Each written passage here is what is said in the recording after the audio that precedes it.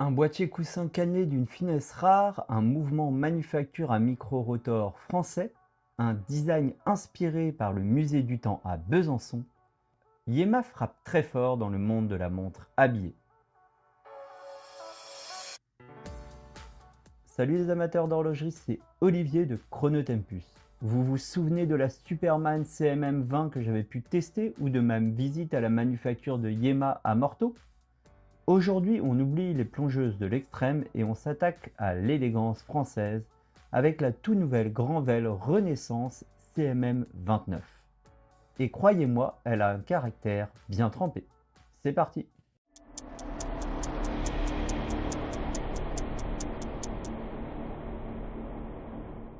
Sortie initialement en 2025, elle revient dès 2026 avec une version plus aboutie, la Renaissance.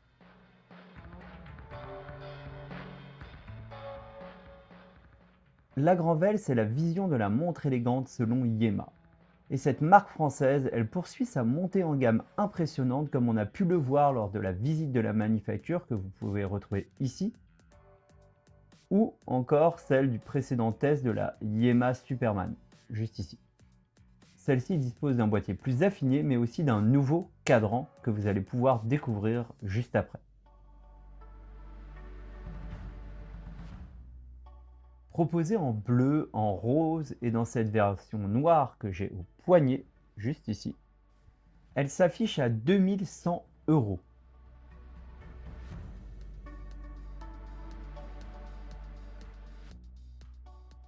Son design s'inspire directement du Palais Granvelle de Besançon, qui abrite en son sein le musée du temps de la capitale horlogère française. On passe d'un modèle original de 39 mm à une version plus contenue avec un boîtier de 37,5 mm pour une épaisseur de seulement 8,5 mm. Regardez ce boîtier coussin. Il alterne entre un brossé satiné, un soleillage sur la lunette qui va prendre magnifiquement les rayons du soleil ou de la lumière,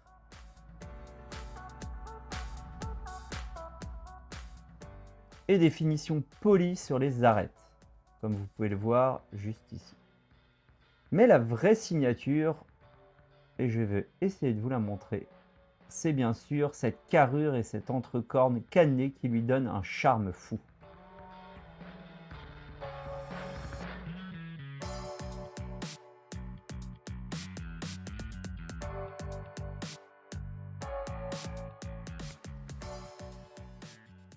Sur le cadran, c'est un travail à 4 niveaux distincts. Comme vous pouvez le voir ici, plus en détail.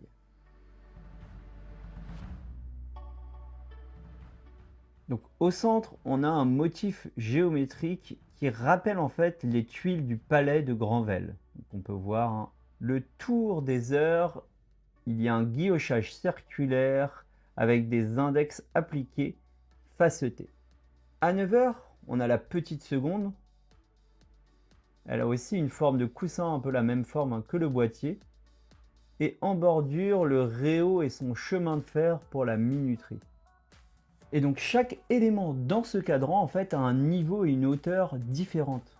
C'est vraiment sa particularité, c'est-à-dire qu'on a vraiment un cadran tout en relief avec ces 4 niveaux différents. Autre élément important, c'est les aiguilles. Les aiguilles qui sont de type Dauphine pour l'heure et les minutes et qui sont en Super Luminova, donc qui vont être visibles la nuit comme vous pourrez le voir dans nos visions nocturnes.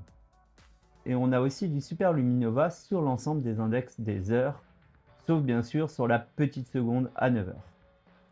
Au niveau de ce Super Luminova, c'est du BGW9 pour une lisibilité nocturne parfaite. Et comme vous pouvez le voir, aussi bien les aiguilles des heures et des minutes que les index, dont le double index de midi, sont en Super Luminova, ce qui permet quand même à la montre une bonne lisibilité la nuit. Ce qui est justement assez rare sur les montres de type montre classique, montre élégante. Et donc lorsque j'éteins totalement la lumière, ça nous donne ceci. On voit bien le Super Luminova qui maintient l'heure et qui permet en fait de détecter vraiment là qu'il est, en l'occurrence, 4h05. On note aussi l'absence de luminova sur la petite seconde qui est à 9h. Petite touche aussi intéressante, c'est la couronne qui n'est pas ronde comme vous pouvez le voir et qui reprend la forme coussin du boîtier et aussi qui est cannelée, tout comme le boîtier en fait. Et pour habiller le tout, Yema propose un bracelet grainé en cuir noir très fin qui s'affine en fait. Il part de 18 mm aux cornes pour après aller jusqu'à 14 mm au niveau de la boucle Ardillon. Donc ça va tout à fait avec ce type de montre en ayant un bracelet élégant. Par contre, petit point que j'aurais préféré voir, c'est que le bracelet ne propose pas de pompe flash rapide qui permette donc un changement sans outil. Ça, c'est vraiment un petit point faible. On note aussi donc la boucle Ardillon qui, comme vous pouvez le voir ici, est de forme rectangulaire et reprend aussi un peu la forme coussin. Alors un peu moins que la couronne par exemple, mais elle a aussi une forme assez particulière. Et elle tombe vraiment très bien sur un poignet, donc comme le mien, mais aussi sur des plus gros. On va donc passer maintenant au test de cette Yema Granvelle. Donc, premier test que l'on va pouvoir faire sur cette montre, c'est ses dimensions. Donc si on regarde, alors le diamètre qui est en fait plutôt une largeur, parce qu'on n'a pas vraiment de diamètre dans une montre de ce type-là. Donc on se situe un petit peu au-dessus là de ce qui est dit, à peu près 38 mm, 37,9. Alors ça peut être dû que je n'ai pas pris la mesure de manière très droite, et après en fait la carrure est aussi légèrement renfoncée. Donc si on prend la mesure sur la carrure, on est aussi vers 38 mm, et si on prend vers là, on est bien là au 37,4, 37,5 mm. Quand on regarde donc de corne à corne, les cornes sont assez étroites, on arrive à peu près à 45,5 mm comme vous pouvez le voir ici. Au niveau de l'épaisseur sur cette montre, si on prend bien au milieu, on est un petit peu en dessous de 9 mm, ce qui est vraiment très bien et donc très proche de ce qui a été dit par la marque. On va donc passer maintenant au poids de la montre en la pesant. Donc ici, on devrait avoir une montre qui est forcément légère, elle est petite, elle est sur un bracelet en cuir, donc ce qui fait tout pour que la montre soit assez légère. Et donc si on la pèse, on obtient un 63,7 grammes, ce qui est, oui, somme toute, tout à fait léger. Et ce qui en fait, c'est qui facilite le port de la montre et ce qui permettra à la montre en fait d'être très agréable au poignet. Sous le capot, on ne trouve pas un mouvement classique à masse oscillante centrale. Yema y a logé le CMM 29, conçu en partenariat avec l'horloger Olivier Maury. Sa grande particularité, c'est un mouvement à micro-rotor en tungstène que vous pouvez voir juste ici.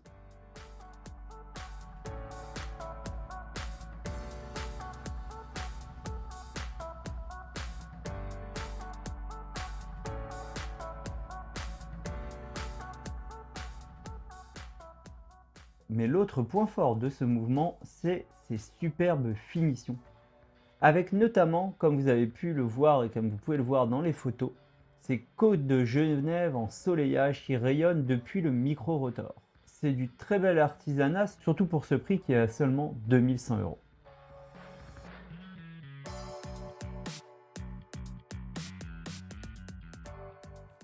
Alors regardons maintenant la précision de la montre et surtout de son mouvement, le fameux CMM 29, donc ce mouvement manufacture que Yema a conçu et qu'il fabrique dans son usine de Morteau. Je vais mettre la montre sur le chrono comparateur et on va pouvoir voir ce que ça donne. Alors, il faut rappeler que le mouvement est censé respecter quasiment les normes du COSC en étant à peu près vers -4 à +7 secondes par jour. Et donc, qu'est-ce que ça donne? Sur ce test, donc la montre a été bien remontée, elle est presque au maximum. Et on a ici, on est un petit peu inférieur pour l'instant. La montre se cale et commence à s'améliorer. Alors après, il faut savoir que c'est un prototype parce que l'amplitude là est un peu élevée. On est vers 323. Normalement, on est plutôt entre 280 degrés et 300, 310.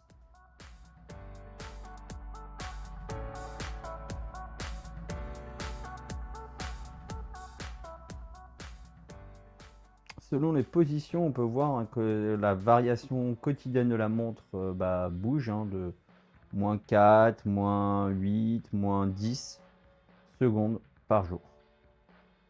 Maintenant, il est temps de vous donner mon verdict. Parce que après avoir pu porter cette montre pendant plusieurs semaines dans n'importe quelle condition, hein, aussi bien en ville, au bureau, mais aussi dans des univers qui lui vont moins bien, par exemple en Islande où vous pourrez voir quelques photos et prises de vidéos.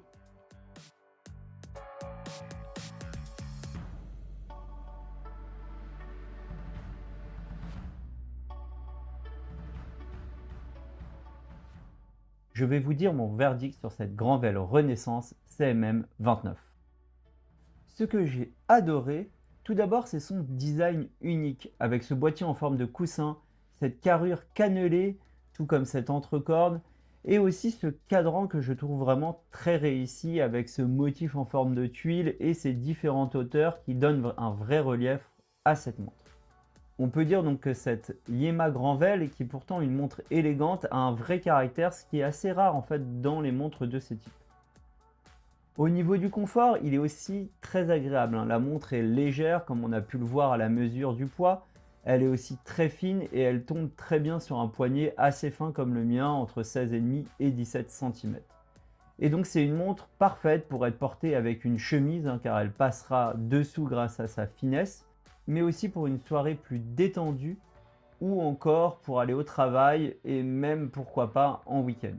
L'autre point positif, c'est bien sûr le calibre CMM 29. Avec son micro-rotor, ses 70 heures de réserve de marche qui vont lui permettre donc d'être week-end proof, et le tout pour un peu plus de 2000 €. Et au niveau des points plus négatifs, qu'est-ce qu'il y a? Il n'y en a pas vraiment, si ce n'est donc ce bracelet en cuir qui, comme je le disais, n'est pas interchangeable facilement. Il faudra utiliser des outils, donc c'est toujours un peu plus embêtant. Et après, il y a toujours le risque aussi de rayer. Juste mettre une pompe interchangeable n'aurait pas forcément été beaucoup plus compliqué, je pense, pour Yema.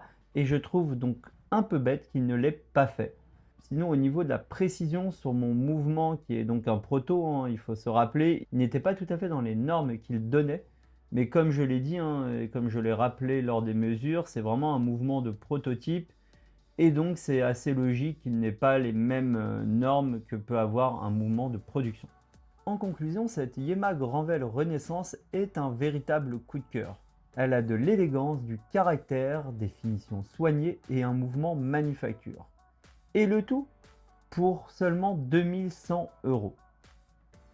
Elle est donc vraiment idéale pour une soirée, pour aller au bureau, mais aussi pour aller en week-end, qu'il soit chic ou même un peu plus détendu.